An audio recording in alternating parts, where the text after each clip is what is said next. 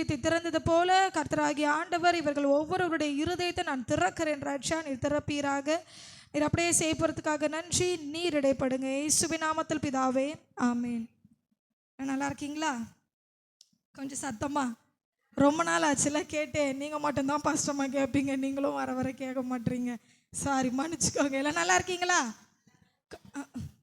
இப்படி சொன்னா நல்லா இருக்கிற நானே டொயின்னு போயிடுவேன் போல. நல்லா இருக்கீங்களா? சந்தோஷமா இருக்கீங்களா? பார்த்தா அப்படி தெரியவே இல்லை. இல்லை சத்தமா ஒரு ஹல்லேலூயா சொல்லுவோமா? நல்ல கைகளை உயர்த்தி ஹல்லேலூயா, நல்லா பிரிஸ்கா ஹல்லேலூயா. ஆகாய் 1ஆம் அதிகாரம் 8ஆம் வசனத்தை வாசிப்போம். ஆகாய் 1ஆம் அதிகாரம் 8வது வசனம். பக்கம் பழைய ஏற்பாடு 1090. ஆகாயே தேடிக்கிட்டு இருக்கங்க. ஆஹா, ஆகாய்னு ஒன்று இருக்கா அப்படின்ட்டு.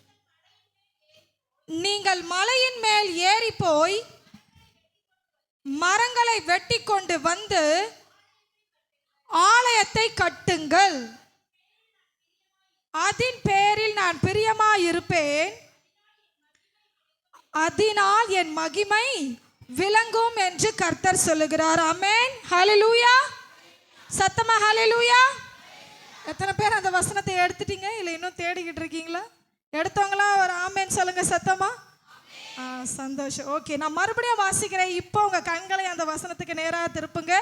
கூட சேர்ந்து அப்படியே வாசிங்க பார்க்கலாம். என் கூட சேர்ந்து நீங்கள் மலையின் மேல் ஏறி போய், கூட சேர்ந்து அப்படியே வாசிங்க. மரங்களை வெட்டி கொண்டு வந்து ஆலயத்தை கட்டுங்கள், அதன் பேரில் நான் பிரியமாயிருப்பேன், அதனால் என் மகிமை விளங்கும் என்று கர்த்தர் சொல்லுகிறார். யார் இந்த வார்த்தையை சொல்லுகிறார்? கர்த்தர் சொல்லுகிறார். அப்போ இன்னைக்கு நிச்சயமா கர்த்தர் உங்களோடு பேச போகிறார். எத்தனை பேர் விசுவாசிக்கிறீங்க? ஆமென். இப்போ இந்த வசனத்தில் பாருங்கள், நீங்கள் மலையின் மேல் ஏறி போய், என்ன சிஸ்டர் நம்ம கர்த்தர் உன் கண்ணீரை துடைப்பார், உன் துக்கத்தை மாற்றுவார், உனக்கு சந்தோஷம் கொடுப்பார், அந்த மாதிரி வசனம் சொல்வீங்கன்னு பார்த்தா ஆலயத்தை கட்டுங்கள். அப்போ நம்ம திரும்ப நியூ சர்ச்சு கட்ட போகிறோமா? எத்தனை பேருக்கு புதிய சபை கட்டணும்னு ஆசைப்படுறீங்க? ஆமென். கையை தூக்குறவங்களுக்காக சோத்திரம். சரி கவனிங்க, ஆத்துமாக்களை நீங்கள் ஆதாயம் செய்யும் போது நிச்சயமாய் நாம் கட்டத்தான் போகிறோம். சரி கவனிங்க, நீங்கள் மலையின் மேல் ஏறி போய், இப்போ இந்த வசனத்தின் அர்த்தங்களை தான் நம்ம இந்த மெசேஜில் இன்றைய நாளில் வார்த்தையாக கர்த்தர் உங்களுக்கு கொடுக்க விரும்புகிறார். நீங்கள் மலையின் மேல் ஏறி போய் அப்படின்னா எந்த மலையில், மலைனா என்ன அப்படின்னா வேதத்தில் குறிப்பிடப்படுகிறது. யாத்திராகமம் 34ஆம் அதிகாரம் 2வது வசனத்தை வாசிங்க சீக்கிரமா. யாத்திராகமம் 34:2. விடியற் காலத்து நீ ஆயத்தமாகி சீனாய் மலையில் ஏறி அங்கே மலையின் உச்சியில் காலமே என், சொல்லுங்க பார்க்கலாம், என் சத்தமா, என் சமூகத்தில் காத்திரு, நில்லு அப்படின்னு சொல்லி ஆண்டவர் சொல்றார். அப்ப இந்த மலையில் மேல் ஏறி போய் அப்படின்னா ஃபர்ஸ்ட் ஆண்டவர் ஆலயத்தை கட்டுறதுக்கு எங்க வர சொல்றாரு? ஆண்டவருடைய சமூகத்தில் நிற்கணும். அதாவது ஆண்டவருடைய பிரசன்னத்தில் ஆண்டவருடைய பிரசன்னத்தில் நீங்க என்ன பண்ணணும்? முதல் படியே ஆலயத்தை கட்டுவதற்கு நீங்களும் நானும் ஃபர்ஸ்ட் ஆண்டவருடைய சமூகத்தில் போய் நிற்கிறோம். எத்தனை பேர் ஆண்டவருடைய சமூகத்தில் தினமும் எத்தனை மணிக்கு நிற்கிறீங்க நான் கேட்க மாட்டேன். தினமும் ஆண்டவர் சமூகத்தில் நான் நிற்கிறேன், அதாவது ஆண்டவர்கிட்ட போய் நான் ஒரு அட்டெண்டன்ஸ் போட்டு வரேன் அப்படின்றவங்க கை தூக்குங்க பார்க்கலாம். ஹல்லேலூயா. கவனிங்க, இப்போ ஆண்டவர் சமூகத்தில் போய் நிற்கிறது தான் முதல் படி. எதற்காக? ஆலயத்தை கட்டுவதற்காக. அப்பொழுது நீங்கள் ஆலயத்தை கட்டும் பொழுது அந்த ஆலயத்தின் மேல் கர்த்தர் பிரியமாயிருப்பார் என்று சொல்லுகிறார். அப்போ ஃபர்ஸ்ட் என்ன பண்ணணும்? ஆண்டவருடைய சமூகத்தில் போய் நிற்கணும். 2வது வாசிங்க, அதே ஆகாய் 1:8 வாசிங்க. அதில் ஒரு கை வச்சுக்கோங்க. மலையில் ஏறி போய் மரங்களை வெட்டி கொண்டு வந்து, இப்போ பிராக்டிக்கலா யோசிங்க. ஆண்டவருடைய சமூகத்தில் நீங்க காலையில் அதிகாலையில் போய் நிற்கிறீங்க. இப்போ மரங்களை வெட்டி கொண்டு வந்து அப்படின்னா எந்த மரத்தை ஆண்டவர் வெட்ட சொல்றார்? அத்தி மரத்தையா? காட்டத்தி மரத்தையா? கனி கொடுக்காத மரத்தையா? சரி, ரொம்ப சந்தோஷம். கவனிங்க, அதே ஆவிக்குரிய அர்த்தத்தை நம்ம பார்ப்போம். மார்க் 8ஆம் அதிகாரம் 24வது வசனத்தை வாசிங்க பார்க்கலாம். மார்க் 8:24.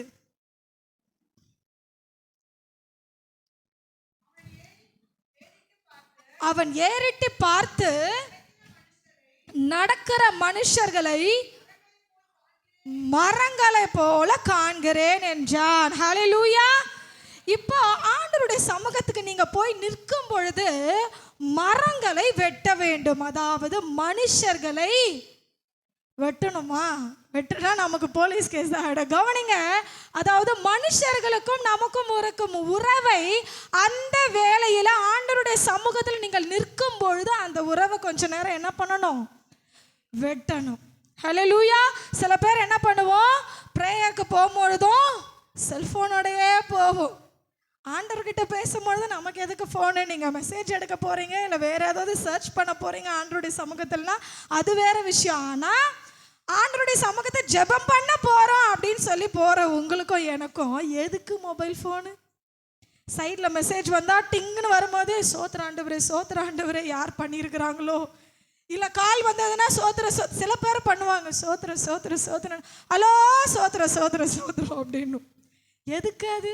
மனுஷர்களை ஆகிய மரங்களை ஆண்டவருடைய சமூகத்தில் மலையில் ஏறி போகும்பொழுது என்ன பண்ணணுமா? வெட்டணும். ஃபோன் மட்டும் இல்லை, சில பேர் என்ன பண்ணுவோம், கூடையே ஆளை கூட்டிகிட்டு போயிடுவோம். கூட்டு ஜெபம் பண்ணுறோம், நாங்கள் ஒரு மனமாய் சேர்ந்து ஜெபிக்கிறோம் அப்படின்னு சொல்லிட்டு நம்மளுடைய தனியான சீனாய் மலையில் மோசே மட்டும் ஏறி போனானா, இல்லை கூட யாராவது வந்தாங்களா?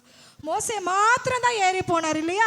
அப்போ அதே போல் நம்ம தனித்த ஆண்டவர் உங்களோடு பேச வேண்டும், நீங்கள் ஆலயத்தை கட்ட வேண்டும் என்று ஆண்டவர் சித்தம் கொள்ளும் பொழுது, நீங்கள் தனியாக போகும்பொழுது நம்ம என்ன பண்ணுவோம்? கூட சேர்ந்து மோசே கிட்ட ஆண்டவர் சொல்லலை, கூட ஒரு ஆள் கூட்டிகிட்டு வாப்பா அப்படின்னு சொல்லலை. ஆனால் நம்ம என்ன பண்ணுவோம், கூடுகைக்கு ஒரு ஆளை கூட்டிகிட்டு போயிட்டு அங்கே போய் ஜெபம் தான் ஆரம்பிப்போம். நம்ம தேசத்திற்காக ஜெபிக்க போகிறோம், வேற எதுக்காக ஜெபிக்க போகிறோம், நம்ம கிராமத்திற்காக ஜெபிக்க போகிறோம் அப்படின்னு சொல்லிட்டு ஆண்டவருடைய சமூகத்தில் மன்றாட போகிறோம் அப்படின்னு போயிட்டு ஸ்டார்டிங் ஸ்தோத்திரம்லாம் நல்லா தான் போய்கிட்டு இருக்கோங்க. அப்புறம் என்ன ஆகுமோ தெரியல, ஜெப குறிப்பு ஷேர் பண்ணுங்கன்னு ஒரு டைம் வரும் பாருங்க. ஐயோ, அந்த டைம் தான் பாவமான டைம் ஆண்டவருடைய சமூகத்தில். ஏன்னா ஒருவருக்கு ஒருவர் ஜெப குறிப்பு ஷேர் பண்ணுறேன்னு சொல்லிட்டு அவங்க வீட்டு கஷ்டத்தை இவங்க சொல்ல, இவங்க வீட்டு கஷ்டத்தை அவங்க சொல்ல, மாற்றி அவங்க புருஷரை இவர் குறை சொல்ல, இவங்க புருஷனை அவர் குறை சொல்ல, பிள்ளைங்களை பற்றி சொல்ல, அப்படியே கதை பேசி டைம் ஆயிடுச்சு போய் சமைக்கணும்னு வந்துடும். ஹல்லேலூயா. ப்ராக்டிக்கலாக இருக்கா? கவனிங்க. அப்போ ஆண்டவருடைய சமூகத்தில் மலையின் மேல் ஏறி போகும்பொழுது சில நேரங்களில் கர்த்தரங்களை தனியாய் சந்திக்க விரும்பும் பொழுது மரங்களாகிய மனுஷர்களின் உறவை என்ன பண்ணணும்? வெட்டிட்டு தான் போகணும். பாஸ்டர் ஜெபம் பண்ணும்போது என்ன கூட சேர்க்க மாட்டார். எதனா ஒன்று எடுத்துக்கிறேன்ப்பா, குழந்தைக்கு உள்ளே ஒன்று இருக்குதுப்பா, ட்ரெஸ் எடுத்துக்கிறேன்ப்பா, இன்னும் சேர்க்கவே மாட்டாங்க. ஏன்? அந்த நேரத்தில் தன் புருஷனை விட, தன் மனைவியை விட, தன் பிள்ளைகளை விட, கணவரை விட, யாரை விட யார் பெரியவராக இருக்கிறார்? தேவன் பெரியவராக இருக்கிறார். அவருடைய சமூகத்தில் நீங்களும் அவரும் தனியாக அந்த மலையில் மேல் உறவாடும் பொழுது எந்த மனுஷர்களும் எந்த மரங்களையும் அங்கே கொண்டு வர கூடாது. அப்பொழுது என்ன பண்ணணும்? மரங்களை வெட்ட வேண்டும். அடுத்து வாசிங்க, அதே ஆகாய் 1:8. ஆலயத்தை கட்டுங்கள். இப்பொழுது சமூகத்தில் ஏறி வந்தாச்சு. மனுஷர்களுடைய உறவுகளையும் அந்த நேரத்தில் நம்ம என்ன பண்ணியாச்சு? வெட்டியாச்சு. ஆண்டவருடைய சமூகத்துக்கு வந்தாச்சு. இப்போ ஆலயத்தை நீங்களும் ஆண்டவரும் இருக்கும் பொழுது, அந்த தனியே இருக்கும் பொழுது நீங்கள் கட்ட வேண்டும். எப்படி கட்ட முடியும்? ஆலயத்தை எப்படி கட்ட முடியும்? ஆண்டவரே, நான் ஆலயம் கட்டப்படுவதற்காக நான் ஜெபிக்கிறேன். பாஸ்டர் சொன்ன மாதிரி எங்கள் சர்ச்சில் பேட் வாங்கணும், கீபோர்டு வாங்கணும், ஸ்பீக்கர் வாங்கணும், நான் ஜெபிக்கிறேன். இதுவும் ஆலயத்தை கட்டுக்கிறதா இல்லைன்னு சொல்ல. ஆனால் ஆண்டவர் இங்கே எந்த ஆலயத்தை கட்ட சொல்லுகிறார்? எடுத்து வாசிப்போம். 1 கொரிந்தியர் 3:17 வாசிப்போம். 1 கொரிந்தியர் 3:17.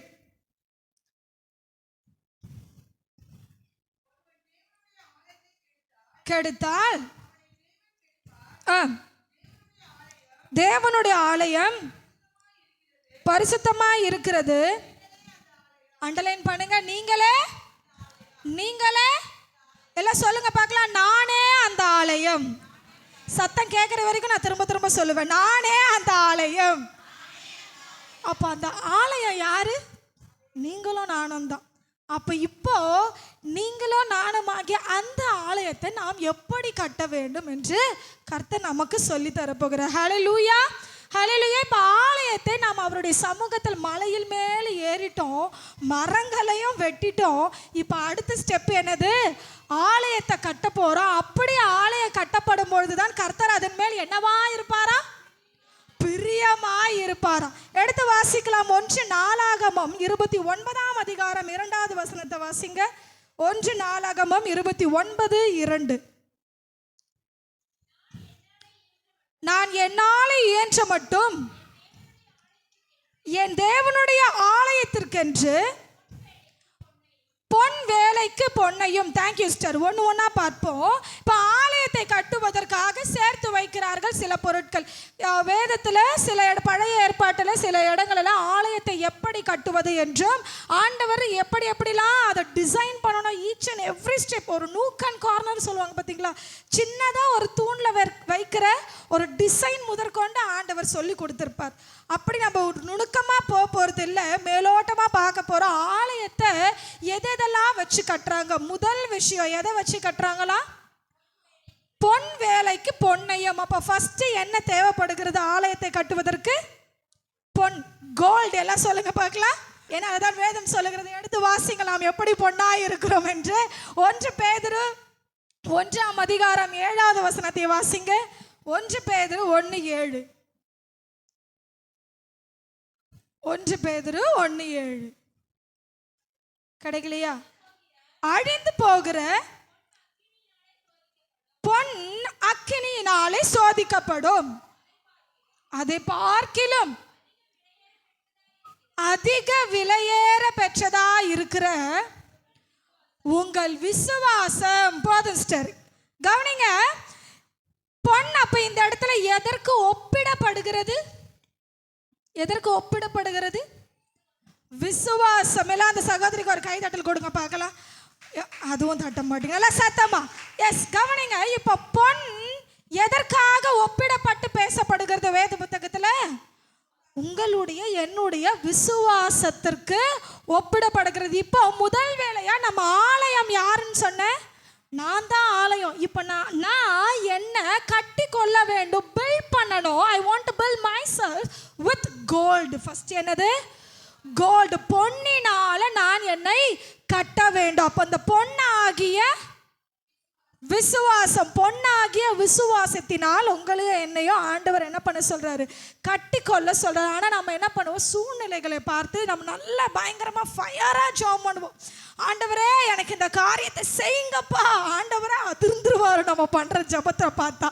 என்ன பண்ணிடுவாரு? எப்பா என்ன உயரா அக்கினிடா பறக்குதுடா அப்படின்ட்டு. ஆனால் கொஞ்ச நேரம் அப்படி நம்ம வீட்டு பக்கமாக போயிட்டு, இல்லைன்னா வீட்டுக்குள்ளே இருக்கிற காரியங்களை பார்த்து, அந்த சூழ்நிலைகளை பார்த்து நமக்கு என்ன ஆகிடும்? தானாவே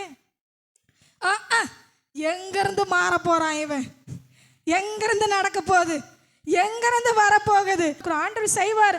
ஆமாங்க, ஒரு சின்னதாக எனக்கு திடீர்னு ஒரு நாளுக்கு பண தேவை இருந்துச்சு. ஒரு 1000 ரூபாய் இல்லை, கஷ்டப்பட்டு ஜோமனை ஆண்டவர் சந்திச்சார். அந்த இடத்துல வந்த விசுவாசம், அந்த இடத்துல இருந்த அற்புதம் வேற. ஆனால் திடீர்னு நமக்கு ஒரு 1 லட்சம் தேவைப்படுகிறது அப்படின்னா என்ன ஆகும்? ஜெபம் பண்ணுவோம், விசுவாசமாக இருக்கும். ஆனால் அதே 1000 ரூபாய்க்கு இருந்த விசுவாசம் இருக்குமா? இருக்காது. தானாகவே என்ன பண்ணுவோம்? எங்கே ஜெபம் பண்ணிதான் இருக்கிறேன், ஒன்றும் நடக்கிற மாதிரி தெரியலையே. ஒரு விஷயம் உங்களுக்கு சொல்கிறேன் பாருங்கள். இந்த கதையை நீங்கள் கேட்டிருப்பீங்க. ஒரு கிராமத்தில் என்ன ஆச்சா, மழையே பெய்யலையும், ரொம்ப நாள் மழையே பெய்யலையும்.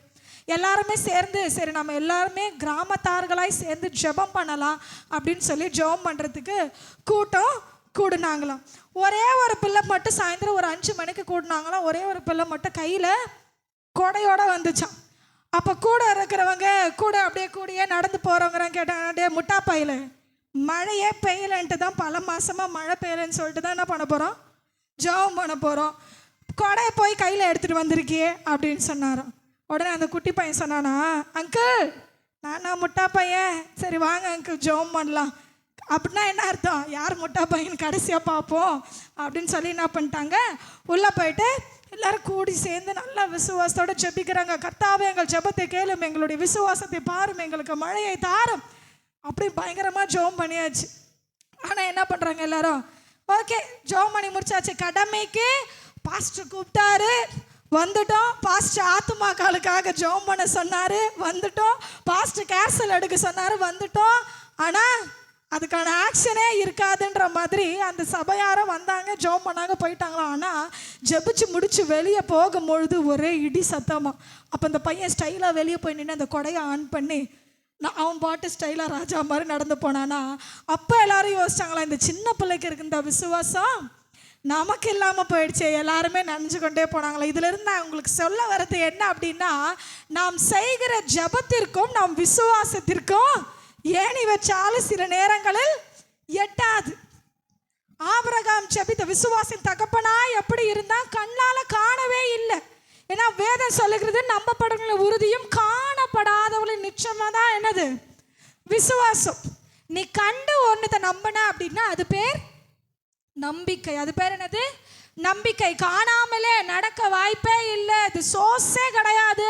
ஆனாலும் கர்த்தர் ஏதாவது ஒன்று செய்வார் அப்படின்னு சொல்லி நீங்கள் நம்புறீங்க பார்த்தீங்களா, அந்த நம்பிக்கை தான் என்னவா மாறுகிறது, ஆக்ஷனில் வரும்பொழுது விசுவாசமாய் மாறுகிறது. இன்றைக்கு கர்த்தர் உங்களுக்கு சொல்லிக் கொடுக்கிறார், நீங்கள் உங்களுடைய அதாவது உங்கள் ஆலயத்தை கட்டி கொள்ளும் பொழுது முதல் விஷயம் உங்களுக்கு எனக்கு தேவைப்படுவது என்னது, விசுவாசம். பொன்னினால ஃபஸ்ட்டு கட்டணும். அந்த விசுவாசத்தினால முதல்ல என்ன பண்ணணும், கட்டணும். ஆண்டவர் எனக்கு இதெல்லாம் செய்வார் தான். ஆமாம், என்னுடைய எல்லா காரியங்களும் என் பண தேவைகளை சந்திப்பார், எனக்கு சமாதானம் கொடுப்பார். சமாதானத்திற்குரிய எந்த ஆக்ஷன்ஸுமே ஒருவேளை உங்களுக்கு தெரியாமல் இருக்கலாம். உங்களுடைய சூழ்நிலைகளை சமாதானத்துக்கோ நீங்கள் ஜெபிக்கிறதுக்கோ ரொம்ப தூரம் இருக்கலாம். ஆனால் விசுவாசிங்கள் காற்றையும் கடலையும் அடக்க அவரால் கூடும். ஹல்லேலூயா, ஹல்லேலூயா. அவர் சொல்ல ஆகும், அவர் கட்டளையிட நிற்கும். எத்தனை பேர் விசுவாசிகள கரங்களை தட்டி ஹல்லேலூயா. நிச்சயமாய் நீங்களும் நானும் விசுவாசத்தில் தன்னை ஆலயமாகி நம்மை கட்டி கொள்ளும் பொழுது அது பொன்னாக விளங்கும். ஹல்லேலூயா. அடுத்து வாசிங்க, அதே ஆகாய் 1 நாளாகமம் 29ஆம் அதிகாரம் 2வது வசனத்தை கண்டினியூ பண்ணுங்க பார்க்கலாம். 1 நாளாகமம் 29:2. ஏன்ற மட்டும் என்று பொன் வேலைக்கு பொன்னையும். பொண்ணுனா என்ன சொன்ன, பதில் சொல்லுங்க பார்க்கலாம். விசுவாசம். 2வது வெள்ளி வேலைக்கு வெள்ளியும். Thank you sister. கவனிங்க, வெள்ளி வேலைக்கு வெள்ளியும். இப்போ பொண்ணை என்ன பண்ணியாச்சு, கட்டியாச்சு. இன்னைக்கு நீங்க ஜெபிக்க போறீங்க, கர்த்தாவே சூழ்நிலைகளை நிமித்தம் சூழ்நிலைகளை பார்த்து என் விசுவாசம், என் பொண்ணு, என் கோல்டு தேஞ்சு போச்சுன்னா, சேதாரம் அடைஞ்சிருந்ததுன்னா அந்த சேதாரத்தை நீங்க என்ன பண்ணுங்க, மாற்றுங்கன்னு சொல்லி ஜெபிக்க போறீங்க. ஹல்லேலூயா. 2வது வெள்ளியால கட்டிக்கொள்ள வேண்டாமா. வெள்ளினா என்னன்னு பார்ப்போம். மல்கியா 3ஆம் அதிகாரம் 3வது வசனத்தை வாசிங்க பார்க்கலாம். மல்கியா 3:3.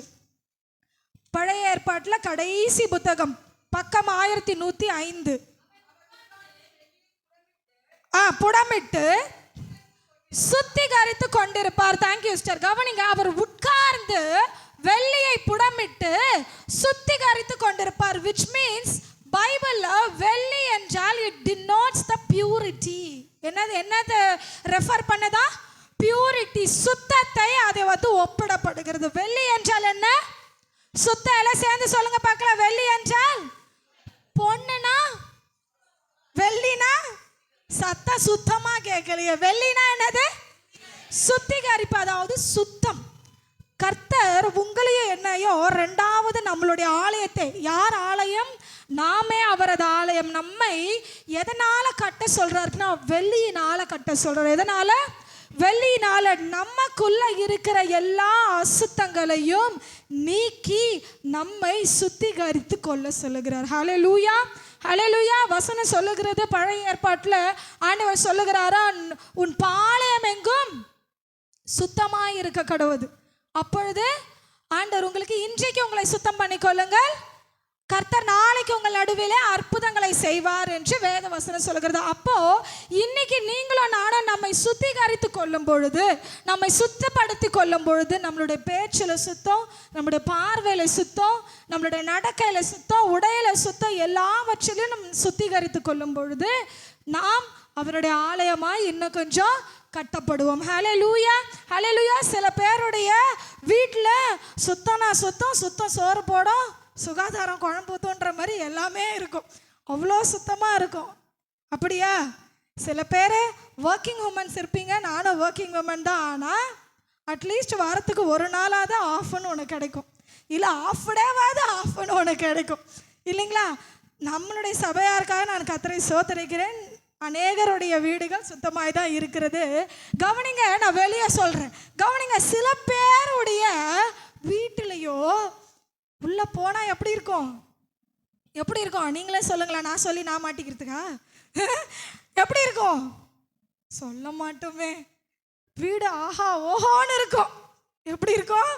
அப்படியே உள்ள போனா வாவ் வாட் அ பியூட்டிஃபுல் அப்படின்ற மாதிரி இருக்கும். ஆனால் கவனிங்க, எங்கள் மாமியார் வந்து சுத்தத்துலையும் சுத்தம், பயங்கர சுத்தம். எங்கள் மாமியாருக்கு ஒன்று ஏதாவது டாட்டாக இருந்துச்சுன்னா என்ன பண்ணுவாங்க, ஏமா இது அழுக்காக இருக்குது, ஏமா அதை தொடக்கல. ஏன்னா கவனிங்க, அது எனக்கும் சொல்லி கொடுக்குறார்கள். அது மிகவும் நல்ல விஷயம். ஹல்லேலூயா. சில சமயங்கள் சொல்லும் பொழுது நமக்கு எப்படி தான் இருக்கும் சொல்லுங்களேன்? கசப்பாக தான் இருக்கும், கஷ்டமாக தான் இருக்கும். என்னடா இதெல்லாம் ஒரு அழுக்கா, இதை எடுத்துன்னு வந்து என்ன பண்ணுறாங்க சொல்லுங்க. நம்ம கிட்ட மட்டும் இதை மட்டும் காட்டுறாங்களே, இன்னும் எவ்வளோ இருக்கு. ஆனால் வேத வசனம் சொல்லுகிறது, நாம் வேதத்தின்படி நடக்கிறவர்கள் ஆகையால் நாம் கிறிஸ்தவர்கள். ஹல்லேலூயா. கவனிங்க, வசனம் சொல்லுகிறது சுத்தத்தை கர்த்தர் விரும்புகிறார். உன் பாளையம் எங்கும் சுத்தமாக இருக்க கடவுது. வீட்டிலையும் சுத்தம் இருக்கணும், உடையிலையும் சுத்தம் இருக்கணும். அடுத்து நம்மளுடைய ஆவிக்குரிய வாழ்க்கையில் நம்ம போனால் நாம் இருதயத்தில் சுத்தம் உள்ளவர்களாக இருக்க வேண்டும். இருதயத்தில் சுத்தம் உள்ளவர்கள் பாக்கியவான்கள், அவர்கள் தேவனை தரிசிப்பார்கள். எத்தனை பேருக்கு ஆண்டவரை பார்க்கணுன்ற எண்ணம் இருக்கு? ஹல்லேலூயா. ஒரு கைகளை உயர்த்தி ஆமென் ஆமென். எனக்கு சின்ன வயசுல, நான் புதுசாக ரட்சிக்கப்பட்ட வந்த புதுசில் ஹிந்துவாக இருக்கும் போதும் பயங்கர பக்தி. நான் வசனம் சொல்லுகிறபடி பக்தி உள்ளவனை தேவன் தமக்கென்று தெரிந்து கொள்ளுகிறார்ன்ற மாதிரி ஆண்டவர் எனக்கு என்னை தெரிந்து கொண்டுட்டார் போல. கவனிங்க, எப்படி பக்தின்னு நான் சொல்கிறேன்னா, சின்னதுலேயே 3ஆம் கிளாஸ் 4ஆம் கிளாஸ்லேயே அந்த நான் இருந்த மதத்தில், வேறு மதத்தில் ஹிந்துஸில் சொல்லுவாங்க, நைட்டெல்லாம் சிவராத்திரியில் முழிச்சிட்டு இருந்தால் யாரை பார்த்துடலாம் தெரியுமா? சிவனை பார்த்துடலாம் அப்படின்வாங்க. அதனால் நான் என்ன பண்ணியிருக்கேன், 3ஆம் கிளாஸ்லேயே முக்கி முழிச்சு நின்றுருக்கேன். 3ஆம் கிளாஸ்லேயே எப்படியாவது என்ன பண்ணிடணும், கடவுளை பார்த்துடணும் அப்படின்னு சொல்லிட்டு அப்படியே கண்ட்ரோல் பண்ணி உருண்டு கடைசியில் தூங்கிட்டேன். நல்ல வேலை தூங்கிட்டேன் நான் நினச்சிக்கிட்டேன். கவனிங்க, அப்போ நான் என்ன சொல்ல வருகிறேன்னா, இருதயத்தில் சுத்தமுள்ளவர்கள் பாக்கியவான்கள், அவர்கள் தேவனை தரிசிப்பார்கள். எத்தனை பேரை கர்த்தராகிய ஆண்டவர் உங்கள் தரிசனத்தில் பார்த்துருக்குறீங்க? ஒரு ஆமென் சொல்லுங்க. ஹல்லேலூயா.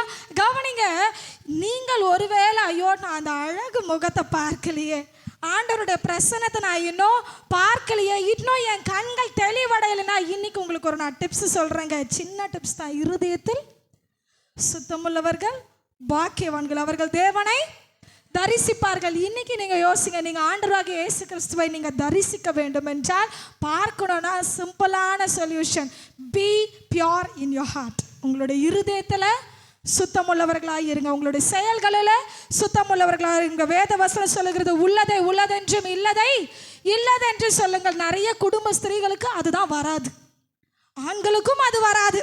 வேலை ஸ்தலத்தில் என்ன உள்ளதுன்னு சொல்ல மாட்டாங்க, நம்ம வீட்டில் என்ன உள்ளது நம்ம சொல்ல மாட்டோம் இல்லைங்களா? ஆனால் வசனம் சொல்லுகிறது, உள்ளதை உள்ளதென்றும் இல்லதை இல்லதென்று சொன்னிட்டாலே என்ன ஆகாதான், எந்த பிரச்சனையுமே வராது.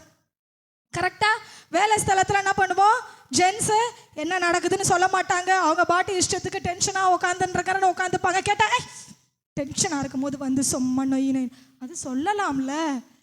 என்ன பிரதர்ஸ், அதை என்ன பண்ணிடணும், சொன்னா நொயின்னு இருக்கிற வைஃப்ஸ் என்ன பண்ண மாட்டாங்க, நச்சரிக்க மாட்டாங்க. சரி கொஞ்ச நேரத்துக்கு ஒரு 5 நிமிஷம் இல்லை ஒரு 15 நிமிஷம் இல்லை மிஞ்சி போனால் ஒரு மணி நேரம், சரி என்ன பண்ணலாம் மனுஷனை ஃப்ரீயாக விட்டுருவோன்னு சொல்லி உங்களுக்கும் நல்லாயிருக்கும் இவங்களுக்கும் நல்லாயிருக்கும். ஆனால் நம்ம என்ன பண்ண மாட்டோம், அவங்களும் சொல்ல மாட்டாங்க, நம்மளும் என்ன பண்ணோம், ஐயோ நம்மக்கிட்ட இருக்கிற ஒரு குட் குவாலிட்டி இருக்கே, மூஞ்சி தூக்கி வச்சுக்கிட்டு அமைதியாக இருப்போம். எல்லா விமன்ஸ்க்கும் இருக்கும் இல்லையா, எனக்கும் தான் இருக்கும்.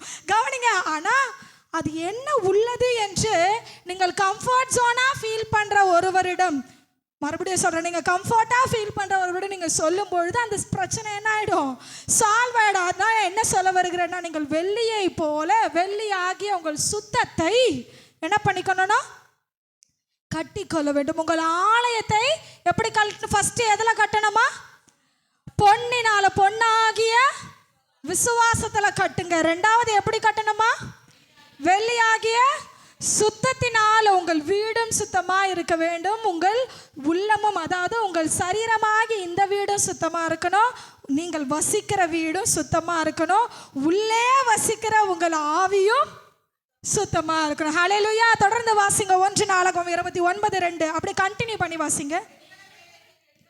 வெண்கல வேலைக்கு வெண்கலத்தையும். இப்ப வெண்கலம் என்ன எடுத்து வாசிங்க. எரேமியா 15:20. எரேமியா 15:20. இப்ப நம்ம ஒண்ணா ஆலயத்தை வச்சு கட்டி கொண்டு இருக்கிறோம். விசுவாசம் வந்தவங்களா ஒரு ஆமேன் சொல்லுங்க. ஆமேன். சுத்தமானவங்களா ஒரு ஆமேன் சொல்லுங்க. ஆமேன். சரி கவனிங்க. இப்ப வாசிங்க 15 எரேமியா 20. உன்னை இந்த ஜனத்திற்கு எதிரே அரணான வெண்கலம் அலங்கமாக்குவேன். ஹல்லேலூயா. thank you sister. கவனிங்க. இப்ப அரணான வெண்கல அலங்கமாக்குவேன் which denotes the strong. எதை டினோட் பண்ணதா இது? ஸ்ட்ரென்த், பலத்தை வெண்கலம் டினோட் பண்ணது, அதாவது ஒப்பிடப்படுகிறது. வெண்கலம் வேதத்திற்கு என்னவா ஒப்பிடப்படுகிறது? பலன். எல்லாம் சொல்லுங்க பார்க்கலாம். எல்லாம் பலன் உள்ளவர்களாய் சொல்லுங்க. பலன். வெண்கலம் எதற்கு ஒப்பிடப்படுகிறது? பலத்திற்கு ஒப்பிடப்படுகிறது. ஆகையினால்தான் வசனம் சொல்லுகிறது. ஏசாயா வாசிக்க வேண்டாம். ஏசாயா 45:2 சொல்லப்படுகிறது. வெண்கல கதவுகளை உடைத்து இருப்பு தாழ்பால்களை முறியடித்து அந்தகாரத்தில் இருக்கிற பொக்கிஷங்களையும் ஒளிப்படத்தில் இருக்கிற புதல்களையும் உனக்கு தருவேன். அப்ப வெண்கல கதவுகளை உடைத்து அப்படின்னா ஆண்டவர் அந்த கதவை உடைக்கிறார்னா அப்ப அது மனுஷனால முடியாத விஷயம். அப்ப ஹவு ஸ்ட்ராங் இட் இஸ். ஆமென். ஆமென். அப்ப வெண்கலம் என்பது எப்படிப்பட்டதா இருக்கிறதா? பலனுள்ளதாய், ஸ்ட்ராங்கா இருக்குது. இன்னைக்கு ஆண்டவர் 3ஆவதாய் உங்களை நீங்கள் கட்டிக்கொள்ள உங்களுக்கு அறிவுறுத்துகிறார். உன்னை பலத்தால் இடை கட்டிக்கொள். ஹல்லேலூயா. ஹல்லேலூயா. நீதிமொழிகள் 31 புத்தியுள்ள ஸ்திரீயை பற்றி சொல்லப்பட்டிருக்கிறோம். அவள் தன் இடையை பலத்தினால் இடை கட்டி கொள்ளுகிறாளாம். எப்படி? பலத்தினால். எது பலன் என்று சொல்லப்படுகிறது வசனத்துல? நான் அடிக்கடி வர்ஷிப்ல சொல்லுவேன், கர்த்தருக்குள் மகிழ்ச்சியா இருப்பதே உங்களது பலன். அதுவும் சிம்பிளான விஷயம் தான். பைபிள் எல்லாமே சிம்பிளா தான் சொல்லுது. நம்ம தான் என்ன பண்ணுவோம்? மூக்கை இப்படி தொடாம இப்படி சுத்தி தொட்டுன்னு இருப்போம் இல்லையா? கவனிங்க. கர்த்தருக்குள் மகிழ்ச்சியா இருப்பதே உங்களது பலன். ஹல்லேலூயா. அப்போ ஆண்டவர் 3ஆவதா சொல்லுகிறார் பிரான்ஸ், அதாவது வெண்கலத்தினால நீங்க கட்டி கொள்ள வேண்டும். வெண்கலம் என்பது பலத்தை குறிக்கிறது. பலன் எங்கிருந்து வருகிறது? கர்த்தருக்குள் மகிழ்ச்சியா இருந்தால் அதுவே உங்களது பலன். நம்ம எப்பொழுதோ என்ன பண்ணுவோம்? சில பேர் எங்க பாஸ்டர், எங்க தாய் வீட்டு சபையின் பாஸ்டர் அடிக்கடி சொல்லுவாங்க, சில பேர் மூஞ்சை எப்படி வச்சுப்பாங்களாம்? 6 மணி மாதிரியே வச்சுப்பாங்களாம். 6 மணி எப்படி இருக்கும்? 6 மணி 6 மணி மாதிரியே வச்சுப்பாங்களாம். அப்படி கிடையாது. அவர் எப்படி தெரியுமா சொல்லுவார்? 6 மணிக்கு சின்ன முள் எங்க இருக்கும்? பெரிய முள் எங்க இருக்கும்? அப்ப மூஞ்சி எப்படி இருக்கும்? டொயின்னு அப்படியே நீட்டா இருக்குமோ? நான் சொல்லப்பா, எங்க தாய் வீட்டு பாஸ்டர் சொல்லுவாங்கன்னு சொன்ன. கவனிங்க. அப்போ சில பேருக்கு என்ன நடந்தாலும் ஒரு திருப்தியே இருக்காது. இந்த மாதத்தின் வாக்குத்தத்தம் என்ன? திருப்தியாக்கி. சில பேருக்கு ஆண்டவர் என்ன நன்மை செய்யட்டுமே, கர்த்தர் எனக்கு 20,000 ஒரு நல்ல வேலையை கொடுத்தாராம். பாஸ்டர், எங்க பாஸ்டர் ஒரு 30,000 கிடைக்கும்னு நினைச்சேன். ஆனால் எவ்வளோதான் சொல்லியிருக்கிறாங்க சம்பளம்? 20,000. எப்பா நான் கேட்குற 0க்கு 20 எவ்வளோ பரவாயில்ல. ஹல்லேலூயா. ஹல்லேலூயா. என் கூட இருக்கிறவங்க ஆமென் சொல்லுங்க. 0க்கு 20 எங்கேயோ பரவாயில்ல. ஆனால் நம்ம என்ன பண்ண மாட்டோம்? அதில் திருப்தி அடையவே மாட்டோம். அதனால நமக்கு மகிழ்ச்சி வரவே வராது. அதனால நமக்கு பலன் வரவே வராது. எப்படி தான் இருப்போம்? அப்படியே 6 மணி மூஞ்சி மாதிரியே இருப்போம். எப்படி இருப்போம்? 6 மணி மூஞ்சி மாதிரியே அப்படியே இருப்போம். எங்க இது நடந்திருந்தா நல்லா இருக்கும், இது நடக்கல, சரி பரவாயில்ல. ஆண்டவருக்கே நம்ம என்ன பண்ணுவோம்? சரி பரவாயில்ல அப்படின்ட்டு இட்ஸ் ஓகே சொல்லி அவரே தட்டி கொடுத்துட்டு போயிட்டு இருப்போம். ஆனால் கவனிங்க, வசனம் சொல்லுகிறது ஆலயத்தை 3ஆவதாக நீங்கள் கட்ட வேண்டிய, 3ஆவது வைத்து நீங்கள் கட்ட வேண்டிய ஒரு விஷயம் வெண்கலத்தினால் பலத்தினால் உங்களை நீங்கள் கட்டி கொள்ளும் பொழுது அந்த ஆலயம் அழகாய் தெரியும். அதில் கர்த்தர் பிரியப்படுகிறவராய் இருக்கிறார். நீங்கள் புத்தியுள்ள ஸ்திரீ தன் இடையை பலத்தினால கட்டி கொள்ளும் பொழுது நமக்கு பலனே இருக்காது தான். நல்லா கவனிங்க. ஜென்ஸும் வேலைக்கு போவாங்க, விமனும் வேலைக்கு போவாங்க. ஆனால் வேலைக்கு போய் அவங்களால செய்ய முடியுமா வீட்டு வேலையை? முடியாது. ஆனால் பெண்களாகிய நாம் என்ன பண்ணுவோம்? செய்வோம். சரி சிஸ்டர் சொல்கிறாங்க செஞ்சுதான் ஆகணும். என்ன பண்றது, கவனிங்க. ஆனா இது எதை டினோட் பண்ணுதுன்னா, உங்களை நான் பூஸ்டப் பண்ணும்படி, என்கரேஜ் பண்ணும்படி உங்களுக்கு ஒரு வார்த்தையை சொல்லுகிறேன். கர்த்தர் உங்களுக்கு அவர்களை காட்டிலும் அதிகமான பலன் தந்திருக்கார். ஹல்லேலூயா. ஏன்னா நீங்களும் நானும் எலும்புங்க. ஆமென். அவங்க யாரு? பாவம். விட்டுருங்க. என்ன பண்ணிடணும்? விட்டுருணும். டயர்டாக இருக்கா? விட்டுருங்க. நம்ம என்ன பண்ணக்கூடாது? போய் நோண்டக்கூடாது. அதனால வசனம் சொல்லுகிறது, build your church with a bronze. பிரான்ஸ்னால, பலத்தினால நீங்கள் என்ன பண்ணணும்? உங்களை கட்டிக்கொள்ள வேண்டும். அடுத்து வாசிங்க அதே 1 நாளாகமம் 29 2வது வசனத்தை. இரும்பு வேலைக்கு இரும்பையும் எடுத்து வாசிப்போம். இரும்பு எதை குறிக்கிறது? நீதிமொழிகள் 27ஆம் அதிகாரம் 17ஆம் வசனத்தை வாசிங்க. சொல்லுங்க. இரும்பை இரும்பு கருக்கிடும், அப்படியே மனுஷனும் தன் சிநேகிதனுடைய முகத்தை கருக்கிடுகிறான். கவனிங்க, இந்த கருக்கிடுகிறான்ற வார்த்தைக்கு தமிழ் வார்த்தைக்கான அர்த்தம் என்ன தெரியுமா? ஷார்ப்பனிங். என்ன சொல்லுங்க பார்க்கலாம்? ஷார்ப்பனிங். சின்ன வயசுல எல்லாருமே ஷார்ப்னர் யூஸ் பண்ணியிருப்போம். இப்போவுமே நம்ம பிள்ளைங்களுக்கு யூஸ் பண்ணி கொடுத்துட்ருப்போம் இல்லைங்களா? கவனிங்க, இந்த இரும்பு செய்கிற வேலை என்ன அப்படின்னா, ஒரு இரும்பை இன்னொரு இரும்பு என்ன பண்ணுதுதான்? ஷார்ப் பண்ணுது. அதாவது சாணம் பூசுறதா? என்னது? சாணம் பிடிக்கிறது. கரெக்டா? சாணம் பிடிப்பாங்க இல்லையா? அப்போ என்ன பண்ணுவாங்க? நீங்கள் ஒரு கத்தியை கொடுத்தா அவங்க ஒரு மெட்டல் வச்சுருப்பாங்க. அது என்ன மெட்டல்? அதுவுமே இரும்பு தான். உங்களுடைய இரும்பு கத்தி இன்னொரு இரும்பு என்ன பண்ணும்? ஷார்ப் பண்ணும். அப்போ நீங்க எதை ஷார்ப் பண்ணணும் அப்படின்னா, இதை ஷார்ப் பண்ணிங்க குறிக்கல. கவனிங்க, நீங்கள் உங்களுடைய ஆவிய பாஸ்டர் கேர்சல் போன வாரம் எடுத்தாங்க, ரொம்ப நல்லா இருந்தது. கவனிங்க, உங்களுடைய ஆவியை மற்றவர்களுக்குள்ள எரிய விட வேண்டும். ஹல்லேலூயா. நீங்கள் அக்கினியாய் இருக்கும் பொழுதுதான் என்ன பண்ண முடியுமா? மற்றவர்கள் உங்கள் குடும்பத்தார்களை அக்கினியாய் மாற்ற முடியும். ஆமென். எடுத்து வாசிங்க. எஸ்தர் 3ஆம் அதிகாரம். நானும் எங்கள் தாதிமார்களும் ஜெபிப்போம்னு ஒரு வசனம் இருக்கும் பாருங்க, வாசிங்க.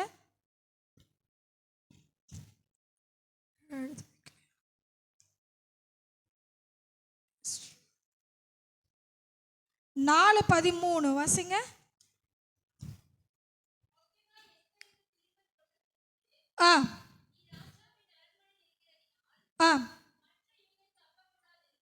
ஓகே.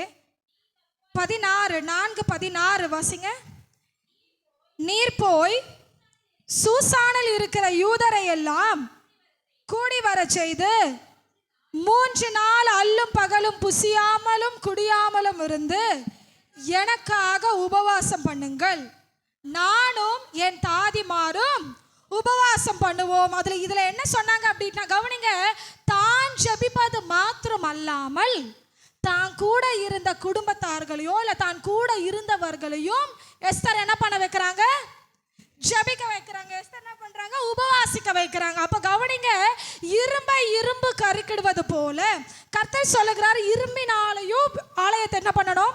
கட்டணும். அப்போ நீங்கள் ஜெபத்துல தரித்திருக்கும் பொழுது, நீங்கள் உங்கள் ஆவியில அனலாகும் பொழுது, கட்டாயம் உங்கள் குடும்பத்தார்களே என்ன பண்ணுவோம்? ஆவியில நீங்கள் அனலாக்க வேண்டும். ஹல்லேலூயா. ஹல்லேலூயா. என் கூட ஜெபிக்க வரல அப்படின்னாலும், என் கூட ஜெபிக்க மாட்றாங்க அப்படின்னாலும், பாஸ்டர் சொன்னாங்க, கூட என்ன பண்ணிடணுமா?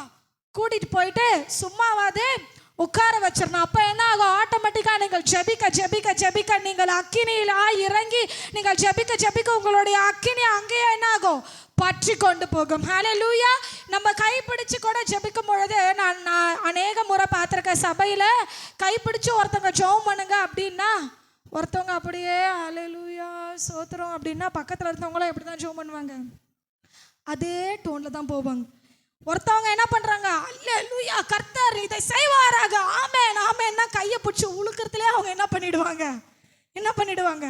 ஜெபம் பண்ணிடுவாங்க. அப்போ அவங்களுக்குள்ளேயே அந்த ஆவி என்ன ஆயிடும்? பற்றி போயிடும். ஹல்லேலூயா. பக்கத்தில் இருக்கிறவர்கள் அபிஷேகத்தில் நிரம்பும் பொழுது ஆட்டோமேட்டிக்காக என்ன ஆகும்? பக்கத்தில் இருக்கிறவங்க நிரம்புறாங்க. which means God is there in her. அவங்க பக்கத்தில் இருக்கும் பொழுது அதே கர்த்தர் தாமா 2 அடி தள்ளி நீங்க நிக்கிறீங்கன்னா அப்ப ஆண்டவர் உங்க பக்கத்துல தான் நிக்கிறாருன்னு அர்த்தம். ஹல்லேலூயா. அப்ப அவர்களால ஆவியில நிரம்ப முடியுதுன்னா ஏன் நம்மளால நிரம்ப முடியல? நீங்கள் யோசிக்கணும். ஹல்லேலூயா. அப்போ நீங்க என்ன பண்ணணும், உங்களுடைய ஆவி நீங்க நல்லா ஞாபகம் வச்சுக்கோங்க. இனிமே துதி வேலைகளிலும் ஜெப வேலைகளிலும் நீங்க என்ன பண்ண, ஐயோ எனக்கு எதுவுமே தெரிய மாட்டேங்குது, தரிசனம் தெரிய மாட்டேங்குது, கண்ணை மூடினா எப்படி தான் இருக்கு, ஒரே இருட்டாக தான் இருக்குது அப்படின்னா இருட்டாக தான் இருக்கும். இருட்டாக தான் இருக்கும். ஆண்டவர் மனக்கண்களை திறக்கிற வரைக்கும் இருட்டாக தான் இருக்கும். கவனிங்க. அப்போ நீங்கள் என்ன பண்ணணும், உங்களுடைய ஆவில நிரம்பி நீங்கள் ஜெபிக்கும் பொழுது பக்கத்தில் இருக்கிறவருடைய கண்களும் திறக்கப்படும். ஹல்லேலூயா. நீங்கள் ஒரு தரிசனம் பார்க்கும் பொழுது உங்க கூட ஜெபிக்கிறவர்கள் கண்களும் தரிசனம் பார்க்கும். ஹல்லேலூயா. நீங்கள் அபிஷேகத்தில் நிரம்பும் பொழுது உங்க கூட இருக்கிற குடும்பத்தார்களும் உங்க கூட இருக்கிற நண்பர்களும் ஆவில நிரம்புவார்கள். ஹல்லேலூயா. அதற்கு நீங்கள் ஒரு இரும்பாய் இருப்பீர்கள். ஆமென். ஆமென். புரியுறவங்க எல்லாம் சத்தமா ஒரு ஆமென் சொல்லுங்க பார்க்கலாம். ஆமென். 3வது 4வது நம்ம எப்படி கட்டி இருக்கணுமா, தன்னை இரும்புனால. கடைசியா நான் முடிக்கிறேன். அதே 1 நாளாகமம் 29:2 கடைசியா வாசிங்க. மர வேலைக்கு மரத்தையும். கவனிங்க, நான் டைம் இல்லை அதனால நான் சீக்கிரமா சொல்லுகிறேன். மரம் என்பது ஃபர்ஸ்ட் எதை குறிக்குது நான் சொன்னேன், முதலையே பார்த்தோம், மனுஷர்களை பார்த்தோம். இன்னொரு வசனம் சொல்லுகிறது, மரத்தில் தூக்கப்பட்ட எவனும் சபிக்கப்பட்டவன். இந்த இடத்துல மரம் என்பது எதை குறிக்கிறது? சிலுவையை குறிக்கிறது. ஹல்லேலூயா. ஹல்லேலூயா.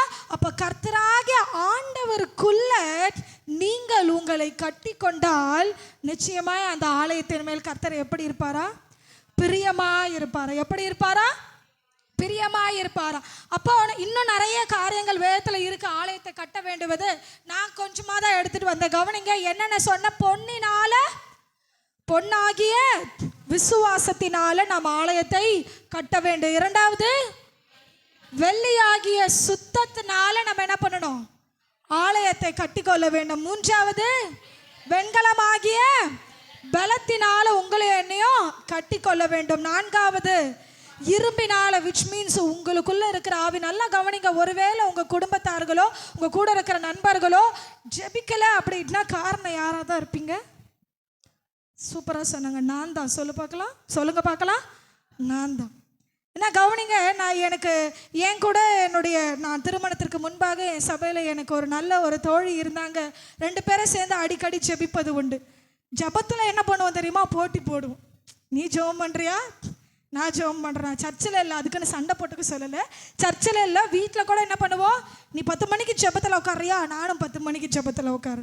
நீ 16 மணிக்கு உட்காரியா, நானும் 11 மணிக்கு உட்காரு. கூட சேர்ந்து ஆவியில் அப்போ ஃபோனெல்லாம் வச்சு ஜெபம் பண்ண மாட்டோம். ஜஸ்ட் டைமிங் இனிஷியல் மட்டும்தான். அப்போது உங்களுக்குள்ளே இருக்கிற ஆவி என்ன ஆகும், ஆட்டோமேட்டிக்காக உங்கள் தோழிகளையோ உங்கள் நண்பர்களையோ உங்கள் குடும்பத்தார்களையோ பற்றி பிடிக்கும். ஹல்லேலூயா. கடைசியாக என்ன பார்த்தோம், மரத்தினால் கட்டிக்கொள்ள வேண்டும். மரம் என்பது எதை குறிக்கிறது? சிலுவை. அதாவது சிலுவை சுமந்தவராகிய ஆண்டவராகிய இயேசு கிறிஸ்துவை குறிக்கிறது. அப்போ கிறிஸ்துவுக்குள் உங்களை நீங்கள் திடப்படுத்தி கட்டிக்கொள்ளும் பொழுது அந்த ஆலயத்தின் மேல் கர்த்தர் எப்படியா இருப்பாரா?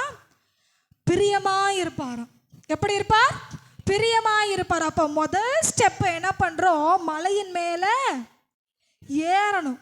மலையின் மேல எப்படி அப்படின்னா என்ன அர்த்தம், கர்த்தருடைய சமூகத்துல போய் நிற்கணும். 2வது அந்த சமூகத்தில் நிற்கும் போது என்ன பண்ணணும், மரத்தை வெட்டிட்டு தான் போகணும் இல்லையா?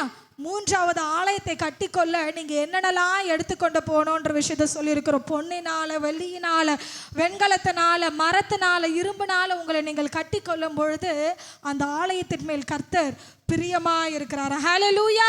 ஹல்லேலூயா. எத்தனை பேருக்கு ஆசை இருக்குது, கர்த்தர் இந்த பக்கத்தில் இருக்கிறவங்களை விட எல்லாரையும் விட என்ன அதிகமாக நேசிக்கணும்னு எத்தனை பேர் விரும்புகிறீங்க? சத்தமாக ஒரு ஆமேன்னு சொல்லுங்க பார்க்கலாம். ஆமேன். எல்லாருக்குமே அந்த ஆசை இருக்கும் இல்லைங்களா? அவங்கள விட கூட ஆண்டவர் என்ன பண்ணிடணும், என்ன அதிகமாக நேசிக்கணும், ஆசீர்வதிக்கணும், இல்லை அதிகமாக நேசிக்கணும் இல்லைங்களா? அப்போ ஆண்டவரோட நேசமே பெரிய ஆசீர்வாதம். அப்போ ஆண்டவர் உங்களெல்லாம் அதிகமாக பிரியம் கொள்ளணும்னா இந்த 5 விஷயங்களினால நீங்கள் உங்களை கட்டி கொள்ளும் பொழுது அந்த ஆலயத்தின் மேல் கர்த்தர் பிரியமாயிருப்பார் என்று ஆகாய் 1:8 சொல்லப்படுகிறது. ஆமென். கடைசியா ஒன்று சொல்றேன் பாருங்க. ஆதியாகமம் 11ஆம் அதிகாரத்தில் அந்த ஜனங்கள் என்ன பண்ணாங்களா, நாம் நமக்கு பேர் உண்டாகும்படி ஒரு கோபுரத்தை கட்டுவோம்னு கட்டினாங்களா. அதுவும் கட்டினார்கள், கட்டுறதுக்கு போனாங்க. அப்போ கவனிங்க, ஆண்டவர் பண்ணாரு? இறங்கி வந்து அதை ஷேட்டர் பண்ணாரு. கவனிங்க, நீங்கள் உங்களை பெருமையினால கட்டிக்கொள்ளக்கூடாது. நான் எனக்கு பேர் உண்டாக்க, இது எனக்கு எனக்கு எனக்கு நீங்க பெருமையினாலையோ இல்லை நான் செய்கிறேன்னு சுயபலத்தை நம்பியும் நீங்க பண்ணீங்கன்னா ஆண்டவர் என்ன பண்ணுவாரு? அதை ஷேட்டர் பண்ணிடுவார். அதை என்ன பண்ணுவார்? சிதறடிக்க பண்ணுவார். ஆனால் நீங்கள் உங்கள் ஆலயத்தை இந்த 5 பொருட்களை 5 காரியங்களை வைத்து கட்டும் பொழுது அதன் மேல் கர்த்தர் பிரியமாயிருப்பார். ஆமென். எத்தனை பேருக்கு பிரயோஜனமா இருந்த ஒரு சத்தமா ஒரு ஆமென் சொல்லுங்க. ஹல்லேலூயா. கர்த்தர் சொன்னபடியே உங்களில் பிரியமாயிருக்க உங்களுக்கு சில டிப்ஸ் தான் கொடுத்திருக்கார். ஆண்டவர் உங்களை அதிகமாய் நேசிக்க விரும்புகிறார். ஆமென். அதுக்காக நான் உனக்கு என்ன பண்ணுவாங்க? லவ் பண்றவங்களா, நீ இதை பண்ணு, எனக்கு என்ன பண்ணும்? ரொம்ப பிடிக்கும். நீ இப்படி தலைவாருனா ரொம்ப பிடிக்கும். நீ இப்படி ட்ரெஸ் பண்ணா சொல்லுங்க ரொம்ப பிடிக்கும்னு சொல்லுவாங்கள்ல. அதுதாம்மா ஆண்டவர் இப்போ சொல்லி கொடுத்துருக்க. நீங்கள் பொண்ணாக மாறுங்க, எனக்கு அதில் மேல் நான் பிரியமாக இருப்பேன். நீங்கள் வெள்ளியாக மாறுங்க, அதன் மேல் நான் பிரியமாக இருப்பேன். நீங்கள் வெண்கலமாய் இரும்பாய் மரமாய் மாறும் பொழுது அதன் மேல் நான் பிரியமாக இருப்பேன். Because God loves you all. Amen. Amen. எல்லாம் அப்படியே கண்களை மூடி செபிப்போமா? கண்களை மூடி, கர்த்தாவே என் மேல் பிரியமா இருக்க நீர் கற்றுக்கொண்ட எல்லா காரியத்திற்காக நன்றின்னு சொல்லுங்க பார்க்கலாம். ஆண்டவரே, என்னை இன்னுமாய் அதிகமாய் நேசிக்க நீர் விரும்புகிறீரே, அதற்காக நன்றின்னு சொல்லுங்க. எல்லாம் உங்கள் வாய்களை திறந்து சத்தத்தை உயர்த்தி, ஆண்டவரே என்னை இன்னும் நேசிக்க நீங்கள் விரும்புகிறீங்களேப்பா, அந்த அன்புக்கு நான் பாத்திரவானா இல்லை என்றாலும் என்னை இன்னுமாய் நேசிக்க நீர் விரும்பினபடியினால் எனக்கு நீர் சொல்லி கொடுத்த இந்த 5 காரியங்களுக்காக நன்றின்னு சொல்லுங்க. ஆண்டவரே, உங்கள் சமூகத்தில் நான் வந்து நிற்பேன்னு சொல்லுங்க பார்க்கலாம். ஆண்டவரே, மனுஷர்களுடைய அந்த காரியங்களை விட்டு உங்கள் சமூகத்தில் நீங்களும் நானும் எல்லாம் அப்படியே உணர்ந்தவர்களாய் உங்க உள்ளத்தின் ஆழத்திலிருந்து நீங்க சொல்லும் பொழுது நிச்சயமா நான் சொல்லுகிறேன், உங்களுடைய இருதயத்தில் அந்த சந்தோஷத்தை உணர முடியும். எல்லாம் ஆண்டவரே சொல்லுங்க பார்க்கலாம். ஆண்டவரே, நீங்களும் நானும் மட்டும் அந்த சமூகத்தில் இருக்கும் பொழுது அது எத்தனை ஆனந்தமா இருக்கிறது. அதில் ஆண்டவரே என்னை கட்டி கொள்ள நீர் விரும்புகிறீரே, என்னை பொண்ணுனால கட்டுங்க. எல்லாம் வாய்களை திறந்து கேளுங்க பார்க்கலாம். ஆண்டவரே, என்னை விசுவாசத்தினால கட்டி எழுப்புங்கப்பா, என்னை சுத்தத்தினால கட்டி எழுப்புங்க ஆவியானவரே. ஆண்டவரே அப்பா, என்னை பலத்தினால என்னை இன்னுமாய் கட்டுங்க. சில காரியங்களை பார்த்து நான் சோர்ந்து போகிறேன் தான், ஆனாலும் என்னை பலத்தினால கட்டுங்கன்னு கேளுங்க பார்க்கலாம். அப்பா, நான் ஜெபிக்கிறேன், என்னையும் ஜெபிக்க வைங்க. என் குடும்பத்தார்களும் என்னால என் நிமித்தம் எல்லாம் சொல்லுங்க தைரியமா, என் நிமித்தம் என் குடும்பத்தார்கள் ஜெபிக்க வைங்கப்பா, என் நிமித்தம் என் நண்பர்களை ஜெபிக்க வைங்கப்பா, என் நிமித்தம் என்னுடைய குடும்பத்தார்களை என்னுடைய உறவினர்களை நீங்க ரட்சிங்கப்பா. ஆண்டவரே, உமக்குள்ள அந்த மரமாகி அந்த சிலுவையில் நீர் எனக்காக மரித்தீரே, கிறிஸ்துவுக்குள்ள நான் இன்னுமாய் நான் வளர என்னை கட்டிக்கொள்ள ஒப்பு கொடுக்கிறேன்னு கடைசியா சொல்லுங்க பார்க்கலாம். ஆண்டவரே, உமக்குள் வளர நான் என்னை ஒப்பு கொடுத்து ஜெபிக்கிறேன். இந்த வாரம் முழுது ஆண்டவரே பிள்ளைகளும் கருத்தில் ஒப்பு கொடுக்கிறேன், நீர் பார்த்து கொள்ளுங்க. இயேசுவின் நாமத்தில் பிதாவே, ஆமென். ஆமென்.